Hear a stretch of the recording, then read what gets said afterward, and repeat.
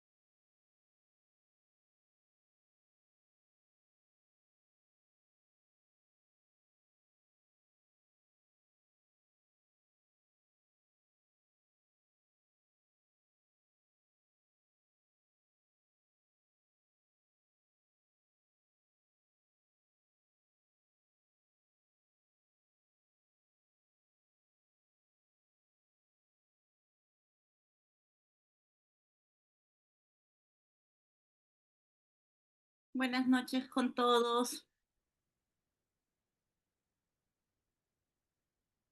¿Se logra ver bien la pantalla?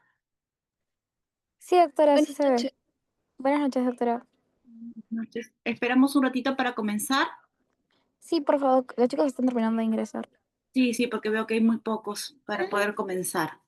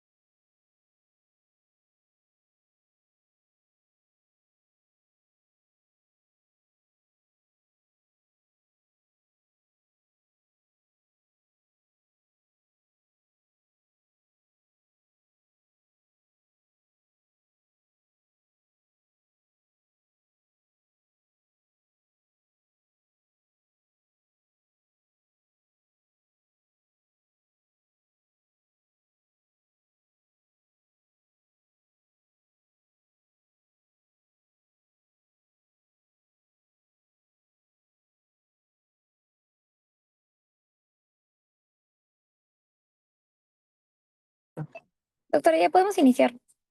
Ok, buenas noches con todos. Soy la doctora Milagros Calderón del Hospital Santa Rosa. Vamos a hablar el día de hoy de enfermedad hipertensiva del embarazo. Y es importante tener en cuenta por qué vamos a hablar de esta enfermedad, porque es una enfermedad prevalente en nuestro país y que causa una alta morbimortalidad. Los trastornos hipertensivos durante el embarazo son la segunda causa de morbimortalidad materna en el Perú. Están presentes en un 17 a un 21% de los embarazos y contribuyen significativamente a la mortalidad tanto materna como neonatal. Y es importante tenerlo esto en cuenta porque siempre nos puede llegar una gestante que va a tener alguno de los tipos de los trastornos hipertensivos. Acá vamos a poder ver un cuadro estadístico donde vamos a poder ver que siempre la primera causa de mortalidad materna en el Perú va a ser las hemorragias obstétricas, seguida de los trastornos hipertensivos del embarazo que pueden ubicarse tanto en el embarazo, en el parto o en el puerperio. Y es importante tenerlo en cuenta esto para poder hacer el diagnóstico y la prevención de manera oportuna. Y la prevalencia, como ya les mencioné, que la prevalencia de la preeclampsia complica el 2 al 8% de los embarazos a nivel mundial. Y si bien la mortalidad materna es mucho menor en los países desarrollados, el 16% de las muertes pueden atribuirse a una enfermedad hipertensiva del embarazo. La enfermedad hipertensiva del embarazo en el Perú causa una mortalidad materna en un 17 a un 21% de la mortalidad y la mortalidad perinatal de un 17 al 25%, especialmente muertes fetales tardías, y es la causa principal de RCU. Y es importante tener en cuenta que es la primera causa de muerte materna directa en salud. No nos olvidemos que es la primera causa de muerte materna a nivel nacional, son las hemorragias obstétricas. Y bueno, vamos a hablar, los diferentes puntos que vamos a tocar en esta noche son el diagnóstico, la clasificación, los factores de riesgo, el tratamiento, la prevalencia y bueno, las complicaciones propias de esta enfermedad hipertensiva. Es importante tener en cuenta que para poder hacer nuestra definición, es importante que realicemos en nuestra gestante la toma de la presión. La gestante con presión arterial sistólica mayor o igual de 140 y una diastólica mayor o igual de 90, tomada por lo menos en 2 oportunidades con un intervalo mínimo de 4 horas y hasta 7 días, sentada y en reposo. En casos de presión arterial mayor de 110, no será necesario repetir la toma para confirmar el diagnóstico. Y es importante tener en cuenta la clasificación, y esta clasificación nos va a poder permitir evaluar mejor, hacer un manejo adecuado y poder clasificar a nuestro paciente. Cuando hablamos de una hipertensión gestacional, vamos a hablar de una paciente que está presentando una hipertensión diagnosticada después de las 20 semanas sin evidencia de proteinuria. Cuando vamos a hablar de una preeclampsia o eclampsia, es importante tener en cuenta que estamos hablando de una hipertensión diagnosticada después de las 20 semanas con o sin proteinuria o un compromiso de un órgano blanco. Y cuando hablamos de eclampsia es cuando estamos hablando de un cuadro hipertensivo del embarazo asociado a convulsiones tónico-clónicas. Esto es importante tener en cuenta que el punto de corte en estos casos siempre van a ser las 20 semanas.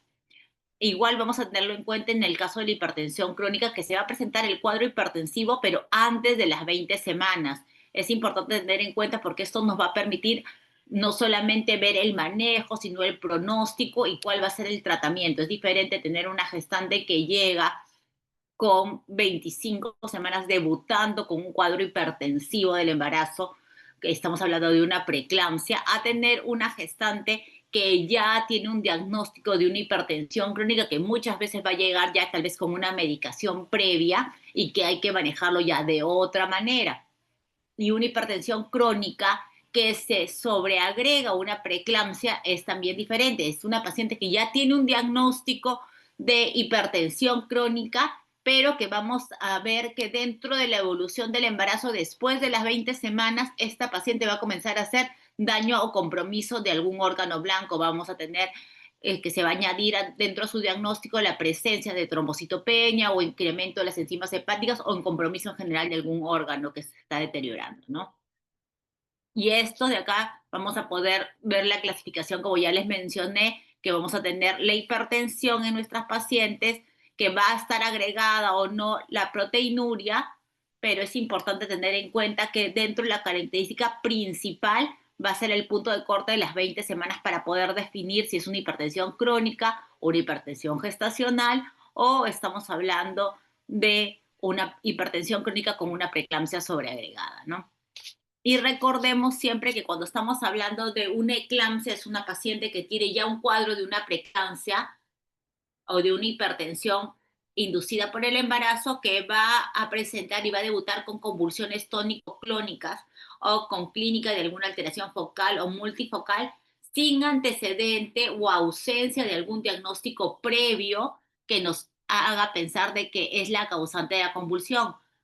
Por ejemplo, antecedente de epilepsia, isquemia o infarto cerebral o alguna hemorragia intracraneal o consumo de drogas, ya que todos estos pueden causar convulsiones y van a ser esa la causa, no la eclampsia propiamente dicha.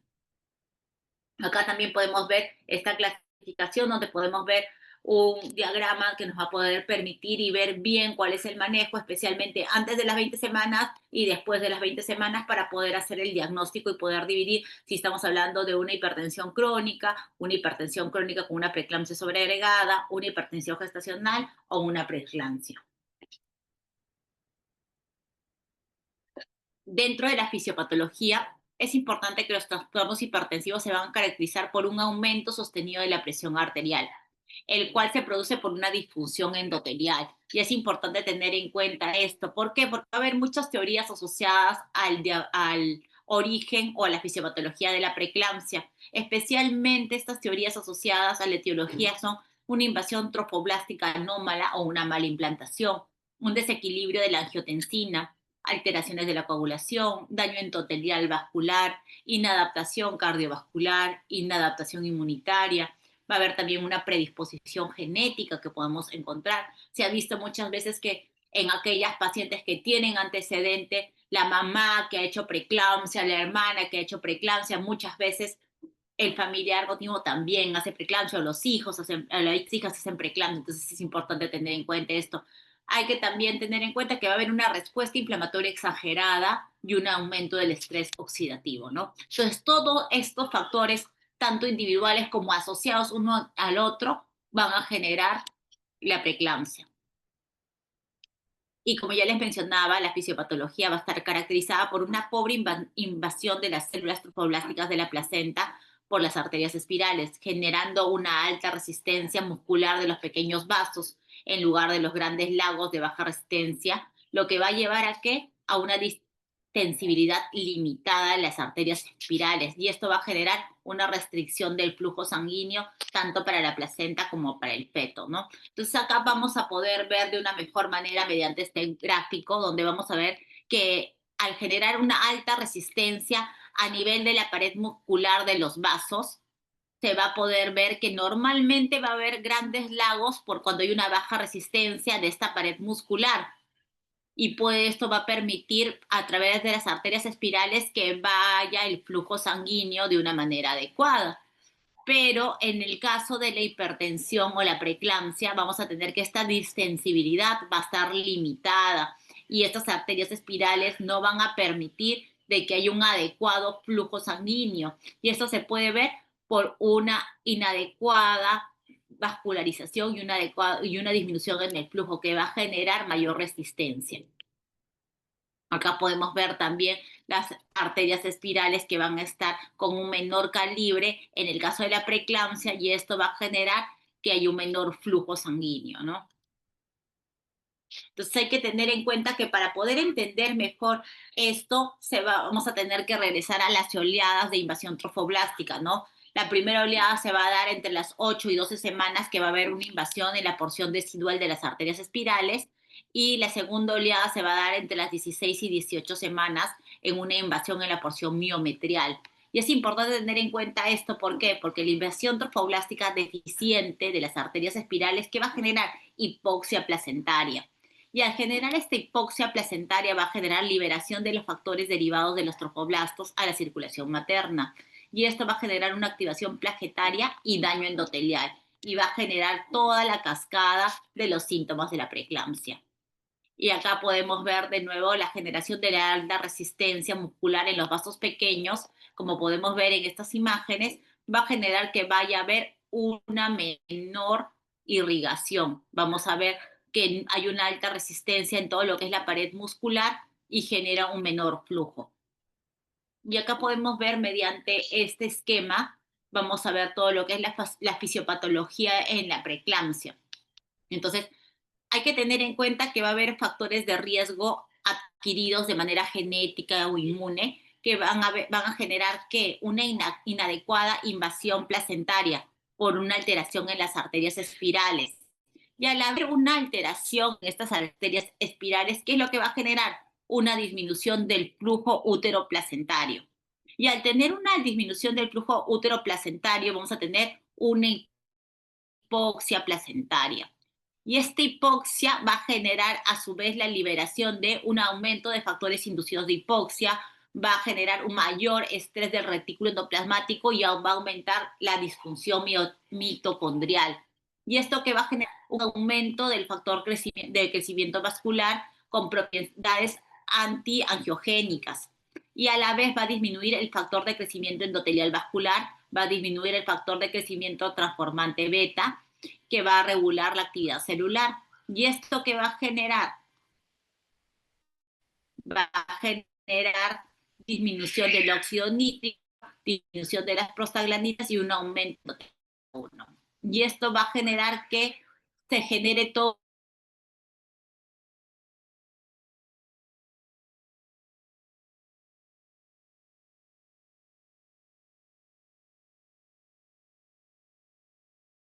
trombocitopenia, hipertensión, cardiomiopatía, alteraciones cardíacas y a nivel cerebral generar que pueda haber hemorragias intracerebrales, ¿no? Entonces es importante tener en cuenta toda esta cascada que va a ir sumándose y va a ir generando daño a nivel multisistémico, ¿no? Y tener en cuenta cuáles van a ser estos factores de riesgo que nos van a incrementar y va a generar mayor alteración en una paciente. Y es importante que nosotros podamos ahondar bien en los factores de riesgo desde el momento de la primera consulta. Una vez que viene nuestra gestante a su primer control prenatal, nosotros debemos ahondar en estos factores de riesgo para poder clasificar bien y poder hacer un adecuado estudio. Y es importante tener en cuenta si la paciente ya tiene un antecedente previo de preeclampsia, tal vez la paciente en el embarazo anterior ya ha hecho un cuadro hipertensivo, si la paciente ya tiene el diagnóstico de una hipertensión crónica, de una diabetes gestacional, si estamos hablando de un embarazo múltiple, o si tiene un antecedente de síndrome antifosfolipídico, o si tiene antecedentes de lupus eritematoso. Entonces es importante. Ahora, también hay que tener en cuenta la edad materna avanzada, gestantes mayores de 40 años. ¿Por qué es importante tener en cuenta? Porque cada vez más las mujeres van a estar decidiendo prolongar y postergar la maternidad. Y al tener esta prolongación o postergación de la maternidad, muchas veces estas gestantes van a tener ya enfermedades crónicas propias o van a recurrir a técnicas de reproducción asistida. Entonces, todo esto incrementa los riesgos en nuestros pacientes. Como ya les mencioné, la nuliparidad, la edad materna, el embarazo por reproducción asistida, antecedentes familiares de preeclampsia, mujeres que tienen antecedentes propios de obesidad, diabetes mellitus, todo esto va a aumentar el riesgo de la paciente. También aquellas pacientes que ya han tenido antecedentes de restricción de crecimiento fetal, desprendimiento prematuro de la placenta no inserta o muertes fetales, aumentan los riesgos de que pueda volver a repetirse, porque hay que tener en cuenta que si la paciente ya tuvo un antecedente de una restricción de crecimiento intrauterino, esto de por sí ya nos está hablando de que hay una mala placentación, que hay un daño a nivel de la perfusión sanguínea de la madre hacia el feto, que no permitió que este feto crezca adecuadamente. Entonces es importante que nosotros lo tengamos en cuenta porque tal vez ya la paciente tenía un diagnóstico de hipertensión en el embarazo que tal vez no se diagnosticó de forma oportuna, ¿no? Como ya les mencioné hace un rato, los factores genéticos son importantes porque se ha visto en diferentes estudios que hay un riesgo de incidencia para preeclampsia de un 20 a 40% entre las hijas de madres con antecedentes de preeclampsia. Y es importante este dato tenerlo en cuenta porque nos va a permitir poder evaluar mejor a nuestros pacientes. Y no solamente el antecedente de preeclampsia, sino también el antecedente de hipertensión, porque muchas veces si la mamá ha tenido un cuadro o es hipertensa, va a haber mayor riesgo de que los hijos también hagan cuadros de hipertensión. También se ha visto que de un 11 a 37% de riesgo de incidencia en hermanas afectadas y un 22 a un 40%, 47% en gemelas, ¿no? Y esto se debe a diferentes alteraciones en los genes, como podemos ver acá, que genes se van alterando, que predisponen y van a generar una función afectada, especialmente la liberación del óxido nítrico a nivel endotelial, ¿no? Y es importante, una vez que ya sepamos cuáles son nuestros factores de riesgo, que nos pueden predisponer a hacer un cuadro hipertensivo, hagamos un diagnóstico de manera oportuna. Y como ya les mencioné, es importante la toma de presión arterial. Una vez que nosotros hagamos la toma de la presión arterial y tengamos una gestante que tiene una presión elevada, más de 140/90, al menos en 2 tomas, por lo menos en 4 horas, es importante que busquemos si es que ya tiene la paciente proteinuria. Si es que hay proteinuria y hay pérdida de proteínas a nivel de la orina, tengamos que buscar si es que hay también alteración en algún daño o un órgano blanco. Y esto es importante evaluar si hay trombocitopenia, insuficiencia renal, alteraciones en la función hepática, edema pulmonar o síntomas cerebrales o visuales. Y es importante que nosotros hagamos las preguntas, ¿no? Porque a veces la paciente no lo puede identificar adecuadamente. Entonces nosotros busquemos cuáles son los signos de alarma. Señora, hay dolor de cabeza, ve lucecitas, hay zumbido de oídos, entonces dolor en la boca del estómago, porque esto nos va a permitir, estas preguntas, aunque parezcan muy sencillas, nos van a poder ayudar a poder hacer un diagnóstico de manera oportuna y buscar las complicaciones y daños de un órgano blanco y buscar signos de severidad de la preeclampsia. Entonces es importante que para nosotros hacer un diagnóstico hagamos una buena historia clínica, una buena historia obstétrica, busquemos las características maternas, hagamos la toma de la presión arterial, busquemos también factores de crecimiento placentario alterados y la toma ecográfica del Doppler de las arterias uterinas. El IP de la arteria uterina nos va a permitir hacer un diagnóstico previo y esto nos va a permitir clasificar si estamos hablando de una gestante con alto riesgo o bajo riesgo. ¿Y por qué es importante esto? Porque si la paciente es una gestante de bajo riesgo, vamos a poder hacer nuestros controles prenatales de manera habitual. Pero si estamos hablando de una gestante de alto riesgo, por ejemplo, una gestante con mayor de 40 años, que es diabética o obesa, y que dentro de nuestra evaluación hemos encontrado un Doppler de la arteria uterina con un IP incrementado, podamos darle de manera preventiva aspirina. Y eso de ahí, no solamente aspirina, sino calcio, nos va a ayudar a disminuir los riesgos en nuestra gestante.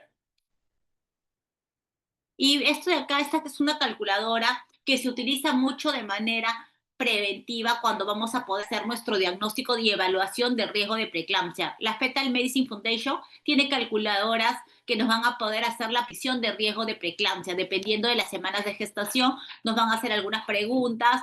¿Cuántas semanas tiene? La fecha de nacimiento, peso, talla, antecedentes, si es hipertensa crónica, si tiene antecedentes maternos, si es fumadora o si tiene otro tipo de comorbilidades. Y con esto vamos a poder tener cuáles son los riesgos que puede tener la paciente. Y obviamente, sumado a qué? Al IP del Doppler de la arteria uterina. Y con todos estos factores vamos a poder tener un riesgo y poder evaluar de una mejor manera a nuestras pacientes, ¿no? Acá, como ya les mencioné, nos va a permitir poner la fecha de nacimiento, el peso, la talla, el origen racial, si es fumadora, si tiene la madre un antecedente de que la madre de la paciente es hipertensa, si el método de la concepción es espontáneo o por reproducción asistida. Nos va a permitir de la paciente antecedentes de diabetes tipo 1, tipo 2, lupus, síndrome antifosfolipídico, si es la primera gestación o ya ha tenido un parto anterior, si es la primera oportunidad que le da preeclampsia o ya ha tenido antecedentes de preeclampsia. Y acá en la parte de acá abajo vamos a poder hacer las mediciones y ver en la tarjeta de control perinatal y también la medición durante la evaluación si la paciente está haciendo un cuadro, cómo están teniendo sus presiones arteriales. Y con eso vamos a poder ingresar todos nuestros datos y poder tener un riesgo estimado. Acá podemos ver cómo vamos a medir el Doppler de la arteria uterina vamos a tener la onda característica y con eso podemos sacar el IP, ingresamos toda la calculadora y nos va a hablar de los riesgos. Y dentro de la clasificación es importante tener en cuenta de que la preeclampsia puede ir de un cuadro muy leve y pasarse a un cuadro muy severo rápidamente.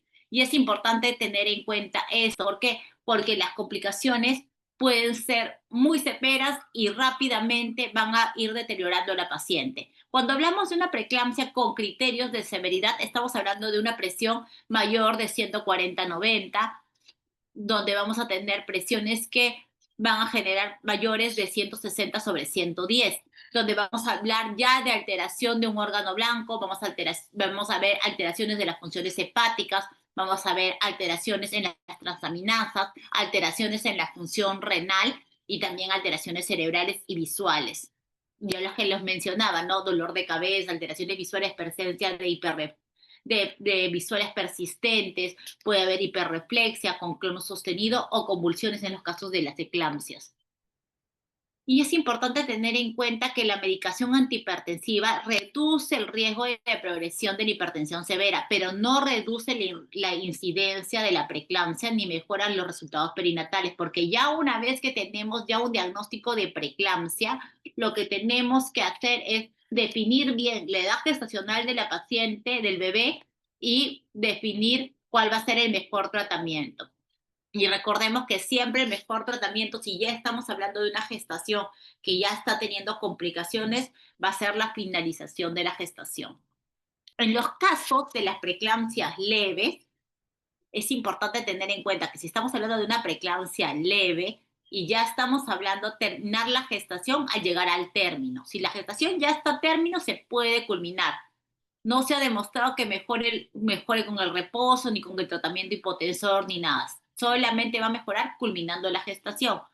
Se debe controlar la aparición siempre de signos de gravedad. Pero si ya estamos hablando de una preeclampsia grave o severa, es importante hacer la prevención de eclampsia con el sulfato de magnesio y comenzar a vigilar la aparición de los signos de gravedad, como son el GET, la insuficiencia cardíaca, insuficiencia renal, el CID, y siempre, como ya les mencioné, en los casos de la preeclampsia grave, solamente nos va a dar, dependiendo de la gravedad de la situación, solamente nos va a dar tiempo para o bien culminar la maduración pulmonar, o si ya estamos hablando de un caso severo donde ya hay un compromiso de un órgano blanco, un deterioro tanto materno como fetal, el único manejo va a ser la culminación del embarazo.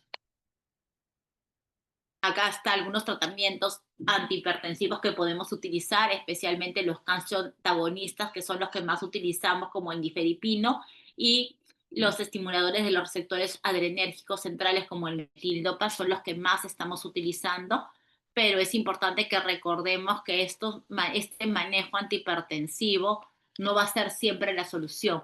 Recuerden que el principal manejo cuando ya estamos en una paciente que ya está presentando algún tipo de complicación va a ser la culminación del embarazo. El manejo, no nos olvidemos del tratamiento con el sulfato de magnesio, que está usado para prevenir, y el tratamiento para las convulsiones en las gestantes. Y es importante utilizarlo en casos de preeclampsia severa o eclampsia. Y hay que estar siempre monitorizando los signos de intoxicación con sulfato, intoxicación del magnesio, para evitar siempre los signos de la toxicidad. ¿Y cuáles son estos signos que tenemos que estar monitorizando?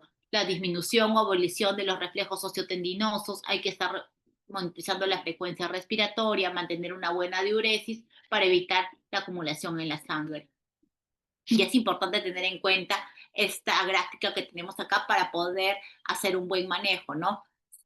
Es importante siempre en la etapa preconcepcional hacer una buena educación en nuestra gestante o en nuestra paciente que desee embarazarse, explicarle que a mayor edad siempre va a haber mayores complicaciones, especialmente si es que esta paciente ya tiene enfermedades crónicas. Y si es que la paciente ya tiene una enfermedad crónica, por ejemplo, estamos hablando de una paciente que es diabética o es hipertensa, debería estar totalmente controlada antes de buscar una gestación.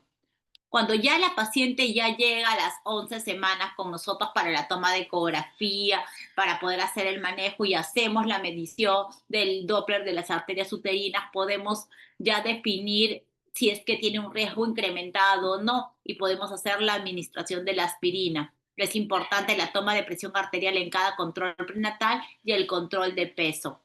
Si es que está disponible, podemos usar el uso de biomarcadores que nos va a permitir también hablar del riesgo de preeclampsia y el incremento que esto puede dar. Es importante tener en cuenta que estos biomarcadores tenemos los receptores 1 del receptor 1 del factor de crecimiento vascular y el factor de crecimiento plaquetario, que nos van a permitir hacer un mejor diagnóstico y poder clasificar mejor a nuestros pacientes. Y acá está la parte preventiva, como ya les mencioné, el uso de la aspirina y calcio es lo que se ha demostrado hasta el momento que reduce significativamente los riesgos de preeclampsia severa. ¿Y cuándo culminar la gestación? Es importante tener en cuenta, si estamos hablando de una preeclampsia sin criterios de severidad, podemos siempre estar, si estamos hablando de una gestación que es pretérmino, hay que estar siempre vigilando y tratando de prolongar lo más que se pueda la gestación. Y si ya está a término, se debe culminar el embarazo. Y si estamos hablando de una preeclampsia con criterios de severidad, dependiendo del estado de la paciente, si estamos hablando de una gestación de entre 22 a 34 semanas, podría darnos en algunos casos el chance para poder madurar o culminar la maduración pulmonar. Pero si ya estamos hablando de una gestación después de las 34 semanas y estamos hablando de una preeclampsia con criterios de severidad, siempre el manejo va a ser culminar el embarazo.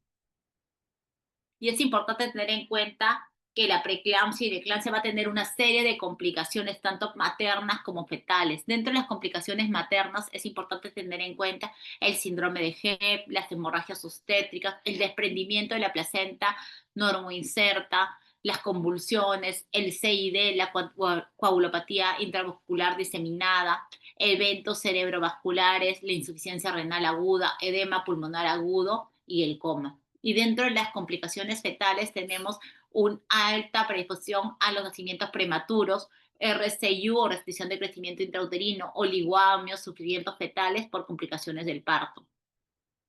Entonces es importante tener en cuenta, una vez que ya diagnosticamos y clasificamos a nuestro paciente como una paciente con un cuadro de preeclampsia, hay que tener en cuenta que si no lo manejamos de manera adecuada, esta paciente va a progresar esta enfermedad rápidamente. Recordemos que la preeclampsia puede ir de leve a severa en cuestión de horas, rápidamente se puede ir deteriorando. Y cuando aparecen estas complicaciones, dentro de las complicaciones más catastróficas que podemos tener, tenemos la eclampsia, el síndrome de HEP, la ruptura hepática y la hemorragia intracerebral. Y es importante tener en cuenta estas complicaciones porque estas complicaciones van a generar un mayor deterioro y un aumento de la mortalidad, tanto materna como perinatal. Y cuando hablamos de eclampsia, como ya les mencioné, es una complicación severa del embarazo, caracterizada por convulsiones tónico-clónicas generalizadas en mujeres con diagnóstico previamente de preeclampsia. Es una emergencia médica y obstétrica que pone en riesgo la vida tanto de la madre como del feto y que requiere una intervención inmediata. Es importante tener en cuenta los síntomas prodrómicos que pueden preceder a la convulsión, que incluyen cuáles son la cefalea severa persistente, alteraciones visuales como visión borrosa, fotofobia o puntos negros, dolor epigástrico o el cuadrante superior derecho del abdomen, porque ya también va a haber una afectación hepática, náuseas, vómitos o otros síntomas hipertensivos como una presión marcada mayor de 160-110 o una proteinuria significativa y un edema generalizado. Y el diagnóstico de la eclampsia se basa en la identificación de la convulsión en el contexto de una preeclampsia conocida o sospechada. No obstante, es importante tener en cuenta que hay que excluir otros diagnósticos. ¿Y cuáles son estos diagnósticos que tenemos que excluir? Una epilepsia preexistente, accidentes cerebrovasculares, hemorragias intracraneales, tumores cerebrales o encefalopatías. Y dentro de la eclampsia, las complicaciones que pueden darnos es un edema cerebral o encefalopatía hipertensiva, hemorragia intracraneal o a un accidente cerebrovascular, una insuficiencia hepática o hematoma hepático. Recordemos que una vez que ya se genera la cascada y ya estamos hablando de una eclampsia, esta paciente ya convulsionó, muchas veces se va a ir asociando mayores alteraciones y vamos a tener ya otras complicaciones asociadas o sumadas al cuadro de la eclampsia, ¿no? como es la presencia de un hematoma hepático que puede desprenderse y puede generar una ruptura hepática, ¿no? Tenemos un síndrome de Hell donde va a haber hemólisis, enzimas hepáticas alteradas, elevadas, plaquetopenia, desprendimiento de prematuro de la placenta no inserta. Y en cuanto a las complicaciones también fetales, tenemos pues restricción de crecimiento intrauterino, parto prematuro, hipoxia y muerte perinatal. Dentro de la siguiente complicación que vamos a mencionar, vamos a hablar sobre el síndrome de Hell. Y es importante tener en cuenta el síndrome de Hell porque, como ya les mencioné, es una cascada donde vamos a tener una hemólisis muy marcada, aumento de las enzimas hepáticas, trombocitopenia, y es una complicación tanto materna y fetal muy grave del embarazo, ¿no? Va a complicar casi el 10 al 20% de los embarazos que ya tienen un cuadro de una preeclampsia severa o una eclampsia, y va a afectar la gestación y va a alterar tanto a la madre como al niño. Y es importante tener en cuenta que vamos a tener, como ya les mencioné, alteraciones en la plaqueta, vamos a tener alteraciones en las enzimas hepáticas que van a generar un mayor deterioro en nuestra paciente. Y es importante también tener en cuenta este punto, que hay que hacer una diserción y una diferencia entre el síndrome de Hell y el hígado graso, el hígado graso agudo del embarazo. Y es importante tener en cuenta esto, ¿por qué? Porque a veces podemos confundir uno con el otro.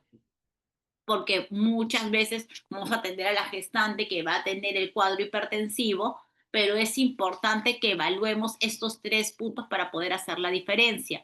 En el síndrome de Hell va a haber la hemólisis microangiopática, siempre va a estar presente. Vamos a tener la glucosa que va a estar normal y el colesterol y el triglicéridos van a estar normales, a diferencia del hígado graso agudo del embarazo, donde vamos a tener que la glucosa, el colesterol y los triglicéridos van a estar disminuidos. Entonces, es importante tener en cuenta esto para poder hacer una buena diferenciación entre estas dos patologías. Como ya les mencioné, dentro de las complicaciones del síndrome de Hell tenemos la eclampsia, el desprendimiento de la placenta normoinserta, el CID y la falla renal. Y dentro de las complicaciones fetales podemos tener muerte perinatal, RCIU, parto pretérmino, trombocitopenia neonatal y síndrome de distrés respiratorio. Es importante tener en cuenta estas complicaciones que son propias de los cuadros de preeclampsia severa.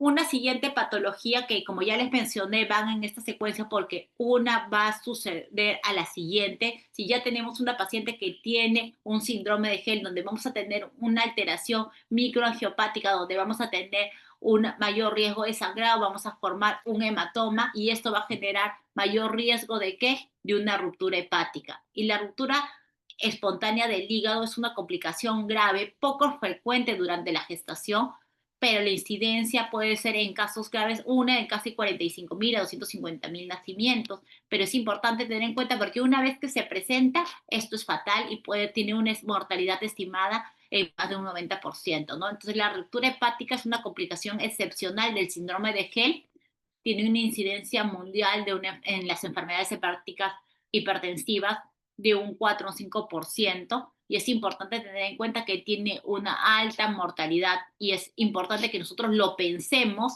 para poder hacer el diagnóstico, ¿no? Recuerden que la ruptura espontánea de la cápsula de Gleason se va a deber a que va a haber un hematoma subcapsular que va a estar extendido durante todo el óvulo hepático y va a generar una disección de este hematoma y va a generar la ruptura del hígado, ¿no? Y es importante tenerlo en cuenta, pensarlo para hacer un manejo oportuno. Acá podemos tener algunas imágenes donde vamos a poder ver la severidad y la complejidad una vez que ocurre este tipo de hematomas hepáticos que van a disecar rápidamente este hematoma generando una grave complicación materna, ¿no? La superficie del hígado luego de una hemostasia con electrocauterio muy prolija para tratar de contener y parar el sangrado, y se le coloca, en este caso se ha colocado una bolsa de Bogotá mediante una laparotomía de contención solamente para salvaguardar y estabilizar a la paciente hasta que esperemos que se pueda contener y mejorar los cuadros que estén alterados en las enzimas hepáticas, en los factores de coagulación, el sangrado, todo, para poder más adelante poder estabilizar a las pacientes. Y una vez que tengamos la sospecha de ruptura hepática, es importante hacer el manejo rápidamente para poder compensar a nuestra paciente y solicitar los exámenes requeridos y pedir las unidades de sangre y hacer un manejo multidisciplinario con apoyo de UCI, que va a ser fundamental para poder preservar la sobrevida de nuestra paciente, ¿no? Acá podemos ver un esquema. Si hay la sospecha de ruptura hepática, recordemos que si la paciente comienza con un dolor en epigastrio o hipocondrio derecho, si la paciente está inestable hemodinámicamente, hay que coordinar rápidamente las transfusiones sanguíneas y hacer una laparotomía y un packing para contener la hemostasia, ¿no? Y tratar de estabilizar lo más que se pueda a la paciente. Si es que la paciente está preparto y vamos a entrar a una cesárea, no nos olvidemos de hacer siempre la evaluación del hígado, hacer una buena evaluación, ver la hemostasia y descartar que no haya presencia de hematomas a nivel hepático. Dentro de la siguiente complicación que podamos tener dentro de toda esta cadena de complicaciones que puede llevarnos una preeclampsia severa, tenemos la hemorragia intracerebral. La hemorragia intracerebral durante la gestación se presenta alrededor de 4.3 a 8 casos de cada 100.000 embarazos y está asociado a pobres resultados maternos y fetales. Y es importante tener en cuenta que está causado este cuadro se va a deber muchas veces a los cuadros de coagulopatía propia de la preeclampsia severa y del síndrome de HELLP, y va a generar una alta mortalidad en nuestras pacientes, ¿no? Es importante que si tenemos una paciente que tal vez está con un cuadro hipertensivo severo, que ha presentado un cuadro de eclampsia y que presenta súbitamente un deterioro cognitivo o alteraciones, pensemos en una hemorragia intracerebral, porque podemos tener alteraciones que van a generar hematomas, ¿no? Como podemos ver en esta imagen, ¿no?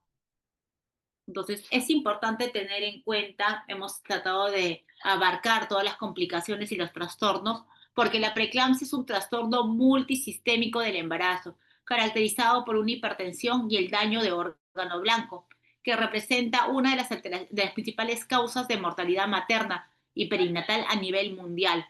Afecta aproximadamente al 5 al 8% de los embarazos y es responsable de las complicaciones graves como eclampsia, desprendimiento prematuro de la placenta y restricción de crecimiento fetal.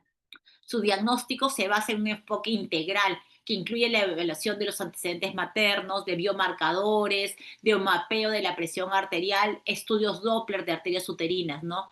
El manejo oportuno, que incluye el uso de aspirina a dosis bajas, de sulfato de magnesio en los casos severos, ha demostrado reducir significativamente las complicaciones tanto maternas como fetales.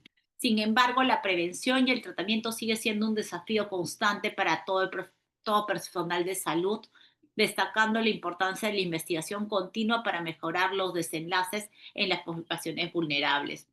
Y es importante tener en cuenta que cada vez, como ya les mencioné, al postergar más la maternidad, tenemos cada vez más gestantes añosas con múltiples patologías. Entonces, lo que nosotros debemos llevarnos de esta clase es que es importante hacer una buena evaluación, una buena historia clínica, hacer la consejería de manera oportuna a nuestros pacientes y poder identificar estos factores de riesgo para, si bien es cierto, no lo vamos a poder eliminar al 100%, pero vamos a poderle ayudar a nuestra paciente a que maneje mejor su embarazo y evitar que puede llegar a una preeclampsia severa teniendo estas complicaciones que pueden ser catastróficas tanto para la mamá como para el bebé.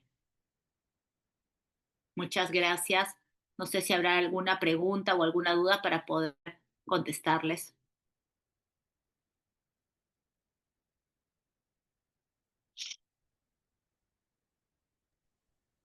Creo que todo claro, doctora. Quería consultarle si usted cree que me podría enviar el PPT, porque no tenemos el actualizado, si es posible. Sí, que se contacte su Sí, delegada conmigo. yo, doctora. Ahora le escribo. Ok, Ahora le mando un mensaje, doc. Gracias. ok, cuídense, buenas noches. Hasta luego, doc.